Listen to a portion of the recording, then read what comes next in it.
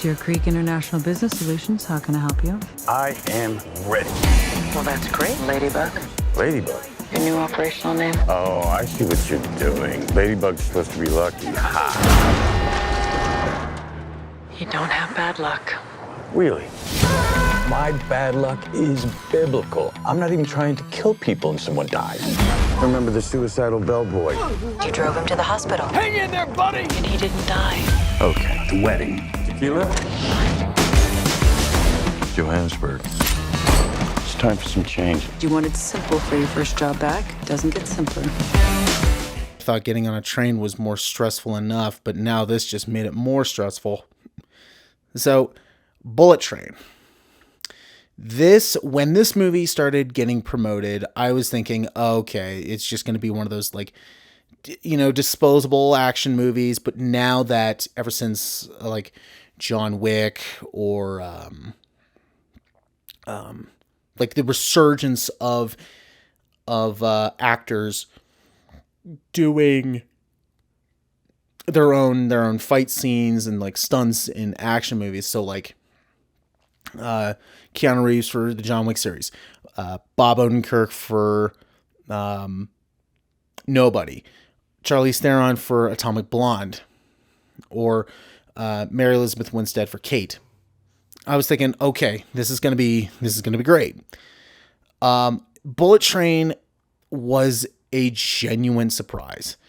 This is from the director of this is David Leitch. It's not David Lynch, or because it's this ain't Eraserhead.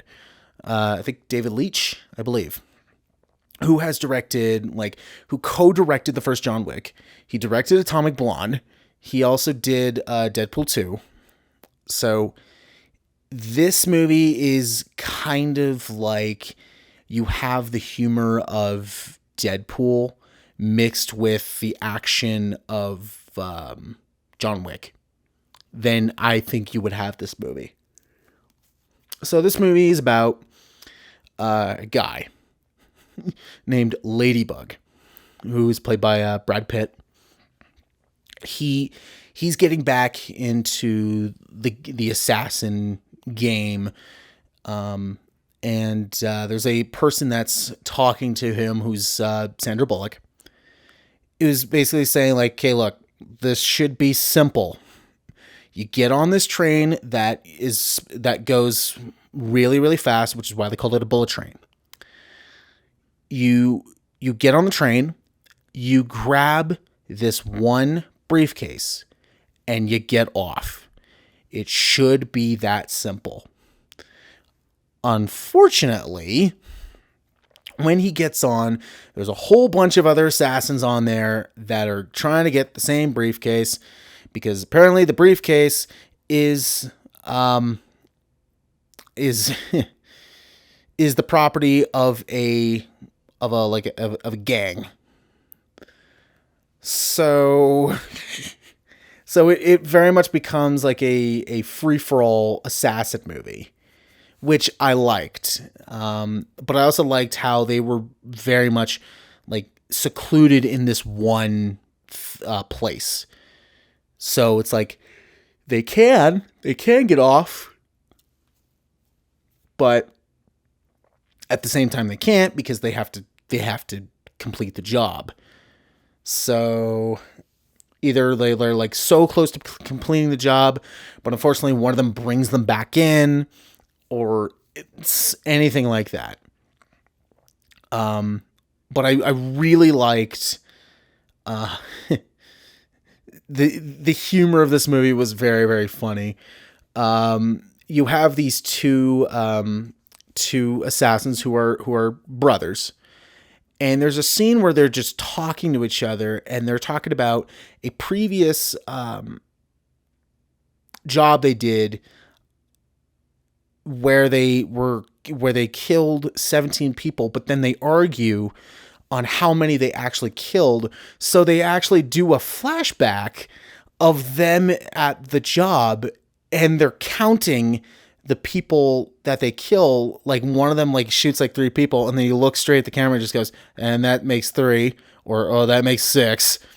And then at the end, it's like, ha, so it was 16. Nope, you forgot the guy that we accidentally hit.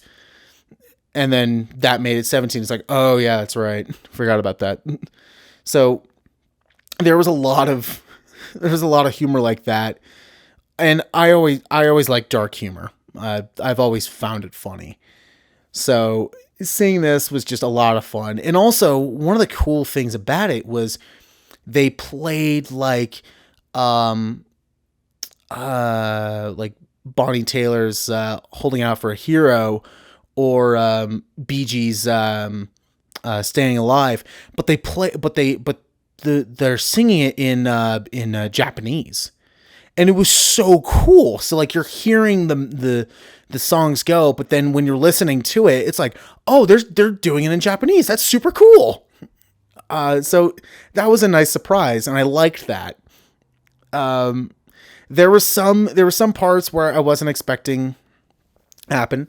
I did like how they gave each of the assassins on the train their own backstory. I loved that. I thought that was really cool.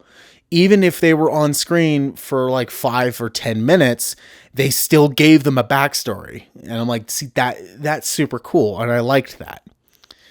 So there was a lot of things in this movie that I wasn't expecting them to do, like giving the backstories, or like the music, or even like a scene where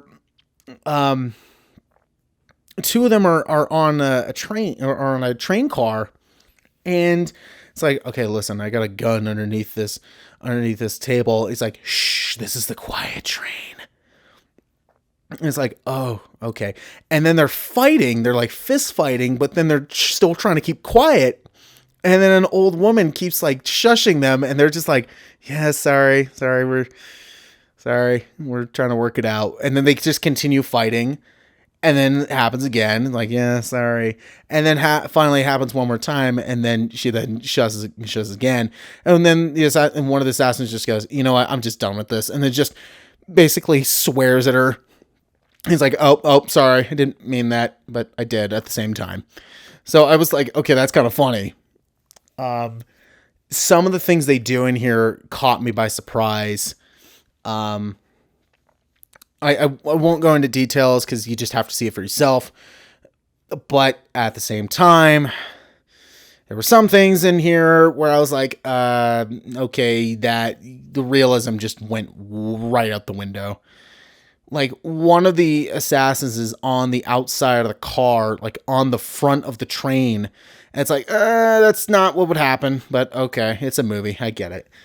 I also have to point this out. This movie is very gory, very graphic. It was very much like Deadpool, where it was kind of over the top, but it was doing it like seriously. It's like, yeah, that would happen. That was kind of like what would happen if someone actually died like that. Like, okay. Yeah, and then when it gets to the third act, it just becomes like no holds barred, like we're throwing everything at you. And it was great. I had a lot of fun with this movie. They are talking about possibly doing a second one, and I would talk about a way they could do a second one, but then that would lead to spoilers, so I won't do that. But this movie seems to be kind of going up and down. Like, it's making money and then it's not. Critics are not really liking this movie, but then audiences are, like I did. So we'll see what Sony decides to do. And one of the things they do is in the movie they talk about this one assassin that you don't see, but they just throw out a name.